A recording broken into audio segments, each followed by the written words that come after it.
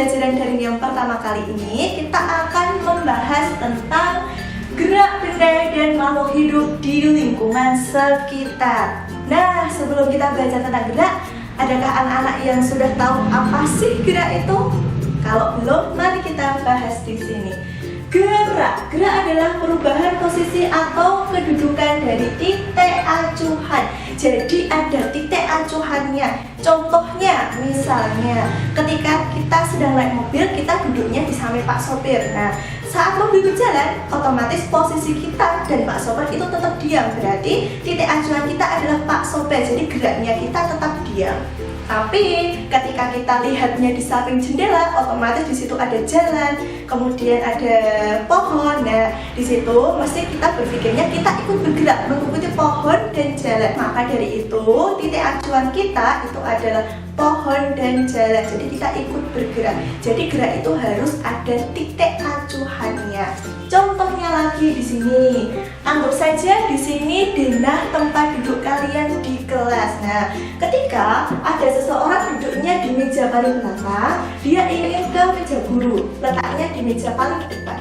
Kira-kira ada berapa alternatif anak ini sampai ke meja guru? Kita lihat di sini.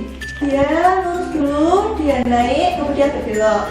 Ada lagi alternatif ketiga, dia lurus, dia naik, dan masih banyak alternatif lain lagi. Nah, alternatif itu tadi mesti dikatakan timbullah pertanyaan, berapakah jarak anak itu ke meja guru? Nah, maka dari sini tadi, dari alternatif itu disimpulkan bahwa jarak adalah panjang lintasan yang ditempuh oleh anak tadi. Itu yang dinamakan jarak. Kemudian sekarang perpindahan ada jarak lurus resultan, jadi jaraknya lurus, atau posisi awal dan posisi akhir itu dijumlah. Jadi posisi awalnya tadi di meja belakang dijumlah sampai ke posisi akhir di meja guru, jadi ditarik garis lurus. Itu namanya perpindahan. Untuk lebih jelasnya lagi, ada contoh soal lagi. Contoh soal di sini. Benda bergerak dari titik A, B, C, B. Nah, dari A, B, C, B sama-sama jaraknya 50 meter. Ditanyakan jarak. Nah, jarak dari titik A, B, C, B.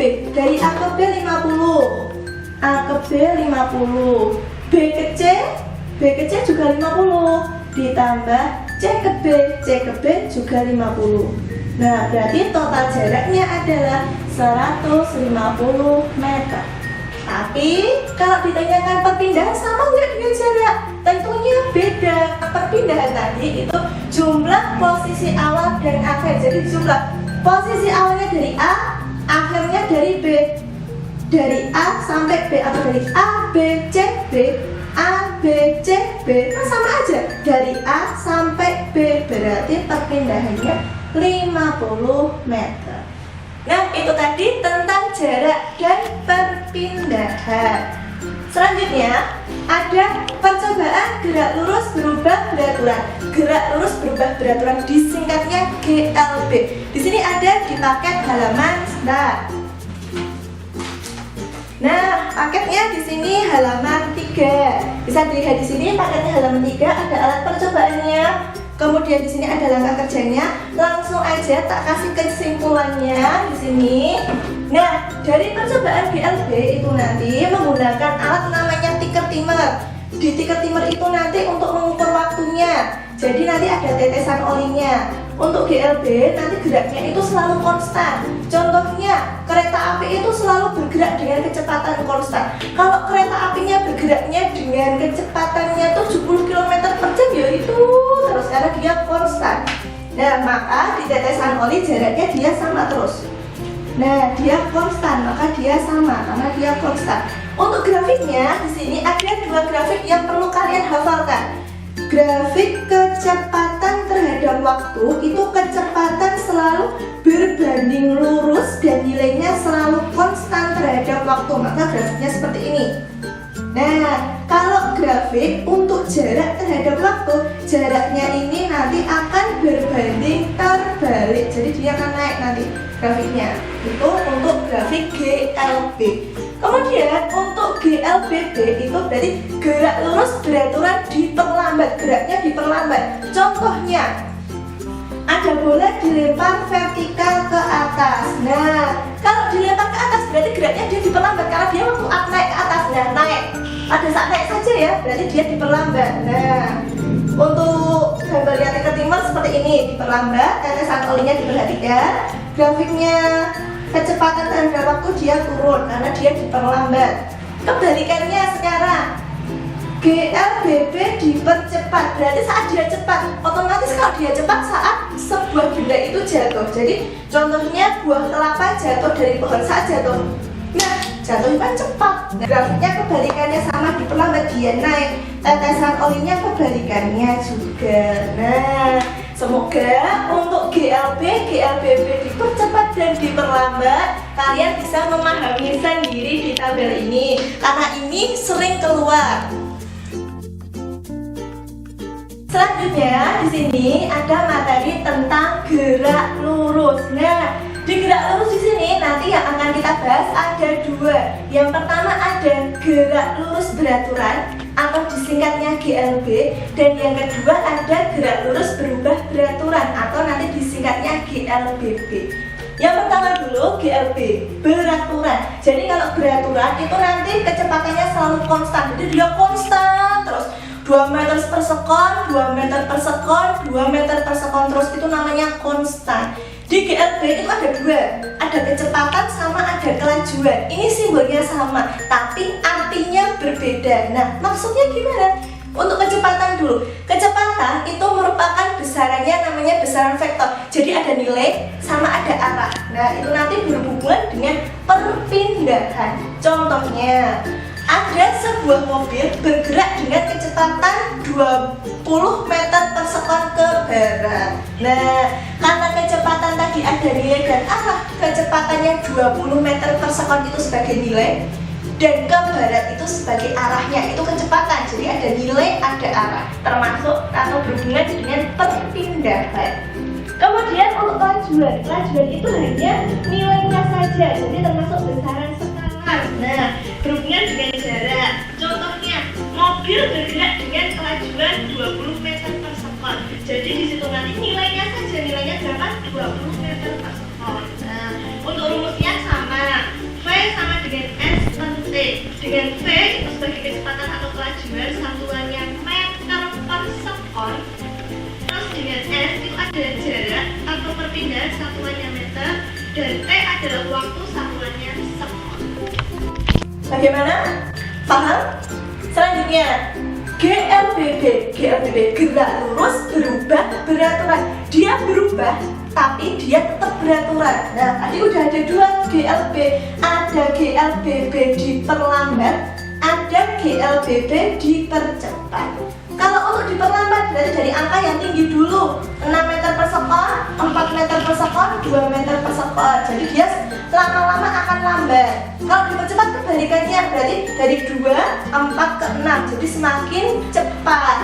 Nah, untuk GLBB di sini itu kecepatannya selalu berubah setiap saat dan nilainya tetap, tadi sudah. Nah, kalau untuk tadi GLB itu berhubungan dengan namanya kecepatan dan kelajuan. Sekarang GLBB itu berhubungan dengan percepatan. Simbolnya percepatan itu A. Percepatan adalah perubahan kecepatan terhadap selang waktu tertentu. Dengan rumus A sama dengan segitiga ini bacanya delta, delta V per T. Delta itu perubahan. Jadi yang kedua dikurangi yang pertama. Jadi nanti A delta V per T sama dengan A delta V V2 dikurangi V1 per T. Sampai di sini dulu saja. Semoga kalian bisa memahaminya dari materi gerak, kemudian ada grafik, kemudian tadi juga bisa menjelaskan perbedaan antara jarak dan perpindahan, kemudian menjelaskan perbedaan antara GLB dan GLBB. Bagaimana tadi belajar materinya tentang gerak? Alhamdulillah mudah ya. Nah, sekarang kita akan ke contoh atau latihan soal. Di Di sini ada 3 latihan soal, nggak usah bingung, kita bahas bersama-sama. Yang pertama, seorang anak mencapai waktu 30 detik untuk menempuh jarak 450 meter. Berapakah kelajuan anak tersebut? Nah, kalau mengerjakan seperti ini, kita tulis diketahuinya dulu. Diketahui, yang pertama, mencapai waktu 30 detik. Berarti waktu tadi simbolnya T. T-nya 30 detik. Menempuh jarak tadi simbolnya S. Nah, S-nya 450 meter. Nah, ditanyakan sekarang, berapakah kelajuan simbolnya V? Jawab. Masih ada yang ingat rumusnya apa? Rumusnya untuk kelajuan V sama dengan S per T. Tinggal kita masukkan angkanya. S-nya 450 dibagi T waktunya 30. Coret-coret. Nah, 45 dibagi 3. 45 bagi 3 berapa?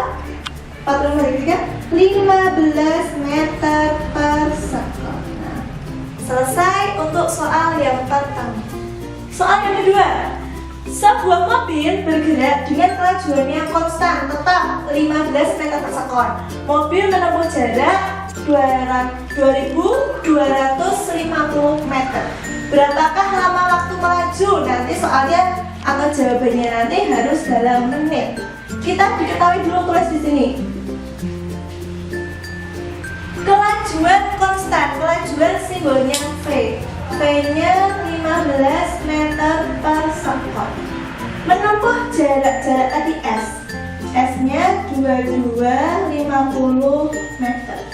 Ditanyakan lama itu berarti waktu. Ditanyakan waktu simbolnya T. Nanti harus dalam menit. Jawab. Nah, kita tadi belum belajar rumusnya. Kita hanya ada satu rumus di sini. Tetapi nggak usah dihafalin semuanya. Pakai satu rumus ini aja biar penghafalannya mudah. Kita tulis dulu rumusnya. V sama dengan S per T. Yang ada kita masukkan, yang nggak ada tetap kita tulis. Yang ada V-nya ada, berarti kita masukkan 15. S-nya ada, kita masukkan 2250. T-nya nggak ada. Nah, kalau nggak ada berarti tetap kita tulis T. Kalau kayak gini terus gimana? Nah, pakai perkalian silang. T dikali 15 atau 15 kali T. Kemudian naik lagi. Di sini nggak ada angkanya, berarti itu ditulis 2250.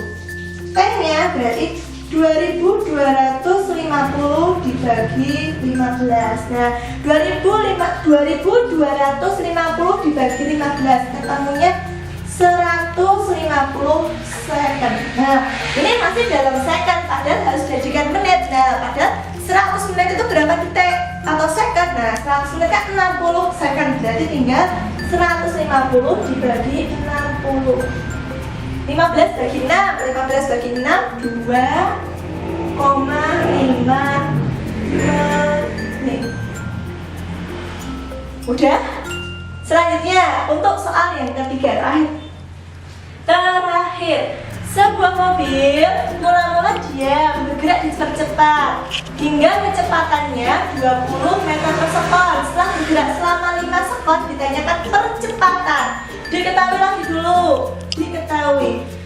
Mula-mula diam. Kalau diam berarti V yang pertama itu 0 karena dia diam. Dipercepat hingga berarti ini kecepatan yang kedua. Berarti kita tulis V2. 20 meter per second. Setelah bergerak selama waktunya berarti T-nya 5 second. Ditanyakan percepatan tadi simbolnya A. Tinggal kita jawab. Tadi juga udah rumusnya percepatan. A sama dengan delta V per T. Delta tadi berarti kecepatan yang kedua dikurangi kecepatan yang pertama dibagi waktu. Yang kedua 20 dikurangi yang pertamanya 0 dibagi waktunya 5. 20 bagi 5 berarti percepatannya 4 meter per sekon kuadrat. Nah, dari 3 soal tadi semoga bermanfaat untuk anak-anak. Silahkan baca kembali materi dan latihan soalnya. Kalau sudah, nanti tunggu infonya dan kerjakan tugas yang akan diberikan oleh Bapak Ibu Guru. Sekian, wassalamualaikum warahmatullahi wabarakatuh.